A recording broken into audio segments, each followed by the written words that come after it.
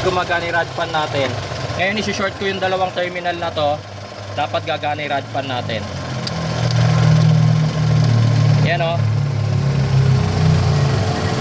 Gumagana na siya, di ba?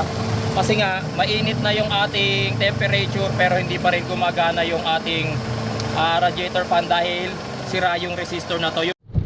Ito guys, so pakita ko lang sa inyo yung importance ng pagkakabit ko nito, yung heads up display. Kung mapapansin nyo sa heads up display natin, hinihikulan temperature, umakyat siya na 104, diba? Tapos meron na naman tayong temperature gauge dito sa ating sasakyan, yung stock niyang gauge. Pero ang kagandahan ng heads up display, nakikita natin yung actual figures o yung kanyang pinaka live data. Dito sa aking Giulio Cavango, actually para sa akin not normal yan kasi nung bumabiyahe ako lagi, parang pinakamataas ko na rito is 97. So titingnan ko lang mamaya, hanapan lang ako ng gasoline station siguro na magigilitan dito. Titingnan ko lang kung anong problem, bakit siya umabot ng 105. Unang una, yes, traffic, yan, makikita nyo traffic, pero hindi naman totally bumper to bumper traffic medyo umaandar naman, and also umuulan kaya mapapansin nyo basa yung mga windshield ko, diba? Tapos ngayon nasa 105 siya naglalaro. Kanina nag 107, yung pinakamataas niya kanina 107. So titingnan ko kasi normal pa yon, baka ma-misinterpret na naman po ako ng ibang tao, sabihin normal pa yan 105 hanggang 110. Yes, normal pa naman po siya sa temperature po talaga ng isang gasoline engine, pero dito kasi sa car ko, kasi nga syempre kabisado ko yung car ko at matagal na ako may naka-install na ganyan. Kahit gaano katirik ang araw, gaano kalayo ang biyahe, nakakadalawang summer na to, hindi to pumapalo ng 105. Hindi yan pumapalo ng 108. Okay, so ayun, 106 pa siya.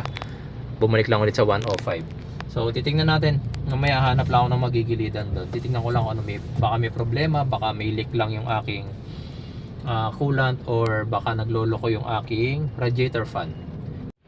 Ganyan guys, so nag 108 na siya. Nag stop over muna ako. Tignan natin kung gumagana yung radiator fan natin.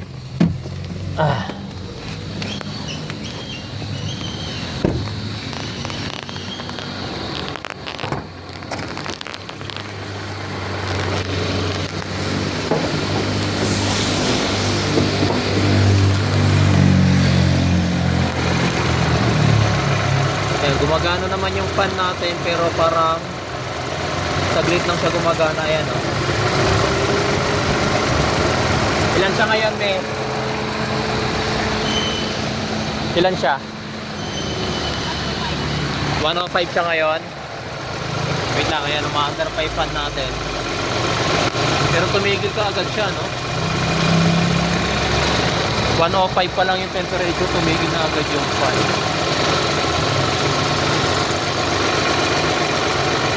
Ayan, so pag uwi natin ng bahay guys, ayusin ko to kasi napapansin ko hindi pa bumababa yung temperature niya, tumitigil na yung fan, which is hindi dapat ganon. Usually titigil dapat yung fan kapag bumaba na ng mga 80 degrees Celsius, hindi naman para 80, mga 85 siguro degrees Celsius. Kasi kaya nga unusual sa akin tong 105 Ito guys, so ginabi na kami ng uwi kagabi, kaya hindi ko na na-diagnose yung sa radiator natin para makita natin kung gumagana yung fan So pinapatay ko muna yung aircon para malaman natin kung gagana pa rin yung radiator fan. Wait natin, tignan natin kung pag tumaas ba siya sa sa ngayon nasa 93 siya kagabi umaabot siya ng 108. Okay, tingnan natin kung aabot siya ng 108 nang hindi siya umaandar yung radiator fan. Ito na mga boss, so nasa 105 degrees Celsius na siya. Sa gauge mismo ng Okavango natin, nasa middle pa rin siya. Pero gaya nga ng sabi ko, for me sa Okavango ko, hindi normal na pumapalo siya ng 105 degrees. Parang pinakamataas ko na dyan is 98. Okay, so dito hanggang ngayon hindi pa rin gumagana yung ating radiator fan na yan. Kung nakikita ninyo, nakatigil pa rin yung radiator fan natin. Mami, paki turn on nga yung aircon. Yan, papa-turn on lang natin yung aircon para ma-trigger yung radiator fan. Yan, binuksan na ni Mrs. yung aircon. Wait lang natin ma-trigger yan. Finally, gumana na yung radiator fan. Naririnig nyo na rin naman siya. So, dito sa ating relay, gaya niya gumagana yung radiator fan natin, di ba? Ito yung high. Yung low, tinanggal ko na kanina. So, hindi yung low yung hindi yung low yung nagko-control sa fan para sa aircon. Pag tinanggal ko to, titigil yung fan. Wait lang, hindi ko matanggal. Kaya makikita nyo gumagana yung radiator fan, di ba? So, pag tinanggal ko yung relay, automatic tumigil siya. Nakita nyo titigil yung fan natin. Ayan o, patigil na siya. At saka maririnig nyo rin naman yung tunog niya na tumigil na siya eh. Okay. So, gumagana. Ito yung relay natin para sa kapag nag-aircon tayo. Ang problema, yung isang relay ang hindi gumagana. Ito. Itong cooling fan low. Ito. So, titestingin natin yung relay kung gumagana ba or hindi. Pero, para malaman yon, ganito na lang gagawin natin. Itong relay na to ang isasaksak natin dito. Yan. So, para malaman natin guys kung sira to, ito nga yung nakalagay dito, di ba? So, lagyan natin ng marking. Yan. Ilagyan ko siya ng kulay green. Ito yung maayos na relay. Tanggalin ko lang muna. Yung mahirap ang tanggalin. Yan. Ngayon ikakabit natin to. Ito, tandaan nyo, ito yung maayos na relay ah. Ito yung sira. Kakabit natin, hindi, turn on mo muna yung aircon, mami. Pina-turn on ko muna sa asawa ko yung aircon. Okay na, yan. So narinig ko na rin na nag-trigger na yung compressor. Kapag kinabit natin tong relay na to at gumana yung radiator fan, ibig sabihin buo yung relay. Gumana yung radiator fan na yun. Yan, naririnig nyo naman siguro yung radiator fan guys. So gumagana siya. Okay, gumagana siya. Nandun nga sa resistor na nandun, malapit sa may radiator fan. And guys, so tinanggal ko muna yung air filter housing para makita ninyo yung itsura ng resistor na tinutukoy ko. Sa ito siya mga boss. Yan. Okay, so itong harness pwede nating testingin kung may power, pero malamig pa yung makina. Hinihintay lang natin na uminit yung makina natin. Ito guys, so habang hinihintay natin na uminit yung ating makina, pakita ko muna sa inyo. Yung ating resistor nga pala, kung makikita nyo itong white wire na to pag umapak yan, ito yan, tapos ito siya sa kabilang side. So testingin natin ha. Session na wala lang ako tagahawak ng camera. So isang kamay lang gamit ko. So dinidikit ko yung tip nitong test light natin sa dulo. Pag may supply, iilaw kasi yan. Pero kung mapapansin nyo, wala. Kahit sa kabila, wala oh. Okay, so hintayin lang natin uminit. Tignan natin kung yung terminal na to, itong sa other side, magkakaroon ng power. And guys, so currently nasa 103 degrees Celsius na tayo. Nasa middle pa rin yung ating temperature base dito sa gauge natin. So testingin na natin mga bossing yung ating resistor. Okay. Testingin muna natin. Ayan, meron na siya. Ayan, sa kabila, wala. So, confirm guys, sira yung ating resistor. So, dapat kasi gagana na yan. Kasi nga mainit na yung ating temperature. Dapat nagbabato. May power na yung other side. Yung other side, wala. So, sira yung resistor natin. To confirm, eto mga bossing, wait lang ha. Saan? Yan, so kailangan ko lang ng tagahawak ng camera. Eto mga boss, para ma-confirm. Sa ngayon, hindi gumagana dito sa kabila. Sa ngayon, hindi gumagana yung radiator fan natin. Maririnig nyo naman. Tsaka pakita mo muna hindi gumagana. Kita ba? Flashlight natin. Yan, hindi gumagana yung rad fan natin. Ngayon, isi-short ko yung dalawang terminal na to. Dapat gagana yung rad fan natin. Yan o. Gumagana na siya, di ba? Kasi nga, mainit na yung ating temperature pero hindi pa rin gumagana yung ating radiator fan dahil sira yung resistor na to. Yung pag spark normal yun mga boss kasi nga mabilis yung temperature, yung speed ng ating fan. Actually, naganap na ako online, wala ring nabibiling resistor. Pwede nyo i-bypass to. Pakita ko sa inyo kung paano siya i-bypass. Pero ito, simple yung gantong trick. screwdriver, makikita nyo pag pinag-connecta yung dalawang terminal, kita naman, di ba? Pag pinag-connecta, wala na, lumamig na yata. Oh, lumamig na. Okay, wait lang natin ulit mga boss. Ayan. So wait lang natin mga boss dahil lumamig ulit siya. Nag 97 degrees, 98 degrees. Pero kanina pumalo siya ng 103 bago siya nag-trigger doon sa ating fan. Natin. Ayan o, meron na o. Basta pumalo na siya ng 103 degrees Celsius, nagkakaroon na ng supply dito. Okay. So ito, pagdugtungin natin ulit. Ayan.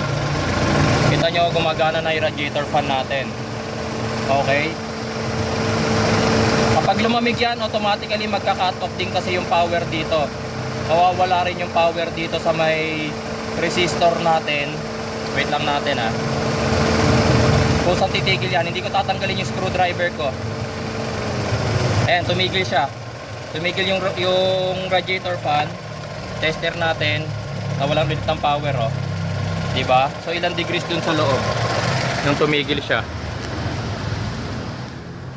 Ayan, 93 degrees Celsius. Okay, so yan yung normal na working ng ating radiator fan mga boss. So ito, mapakita ko sa inyo habang wala pa tayong pamalit na pyesa doon sa resistor, paano natin ibabypass yung resistor. Ayan, so patayin ko muna yung ating ignition switch. Ayan, tapos ito mga boss, mas maganda wala, disconnected na yung ating negative terminal. Tanggalin ko muna yung negative terminal ng ating battery. Yan, ito guys, so para ma-bypass natin yung ating resistor, since sira na rin naman to, confirm. So balatan lang muna natin. Yan. So pag gagawa kayo ng any electrical jobs sa inyong sasakyan, make sure na nakatanggal yung inyong negative ng battery. Okay? Yan.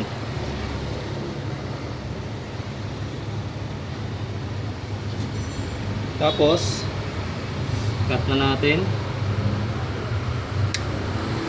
Cut na natin to. Ayan. So ito yung sira natin pyesa. Sira. Tsaka makikita nyo nasunog na rin siya. Ayan. Okay. So palitin na. Kaya nangitim na rin siya ng ganyan. Okay. Tapos ito, wire stripper. Ayan. Gamit kayo ng wire stripper. Ewan ko lang kung makakat ko to. Ayan.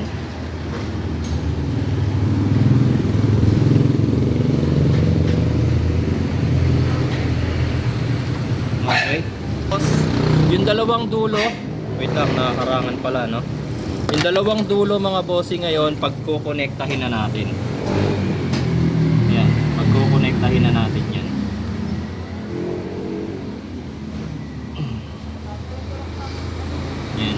Hindi ko na muna ihinangin mga bossing kasi nga temporary solution to hanggat hindi pa dumarating yung order kong resistor. So maghahanap pa ako nito. Naghanap na ako sa online, wala. Try ko, ewan ko kung meron to sa kasa. Pero mahal kasi mga boss. Nakita ko na ibang mga Geely o Cabango owners. Pag sira ang resistor, ang ginagawa nila, nagpapalit sila ng buong fan. So mahal ang buong fan ng Geely o Cabango, mga nasa 14k ata pataas. Okay, samantalang ito lang yung sira, sayang. So pwede kasing i-bypass yan, although pag bypass niyan, wala na kayong low speed, puro high speed na lagi yung inyong fan. Disadvantage, mas iikli yung buhay ng radiator fan, mas mabilis siyang masisira.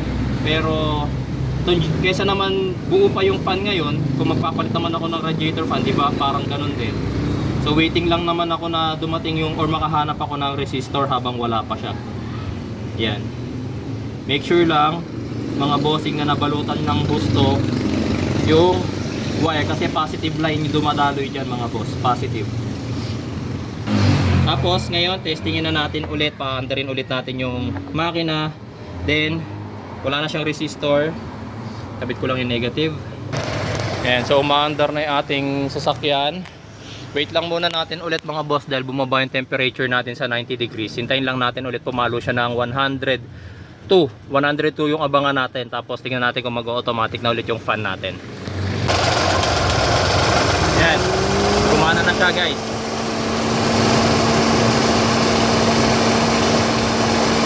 Yan. So gumagana yung rod fan natin. 103 degrees Celsius. Ayan, bumababa na siya, 102. Hintayin natin, tingnan natin kung anong oras siya titigil. Anong temperature siya titigil. Yan. Okay, so tumigil na siya at 98. Narinig kong tumigil, 97 degrees Celsius. Yan, bumababa pa yung temperature natin. Okay, so papalo lang ulit yan mamaya kapag ka na-reach na niya yung 103 degrees Celsius mga boss. Okay, so ngayon nakita nyo na importance ng meron nun. Nalalaman natin na meron na palang problema lalo na sa cooling system natin. Gamit lang to. Samantalang dito half lang eh. So malalaman nyo na lang na nag-overheat na kayo pag medyo lumampas na kayo rito. Pero dito, hindi pa ako nag-overheat. Nalalaman ko na meron ng problema yung sasakyan ko mga boss. So malaking bagay po para sa akin itong heads up display na to. So mga magtatanong mga boss, saan po nakakabili nito? Ilalagay ko na lang yung product link sa comment section mga boss.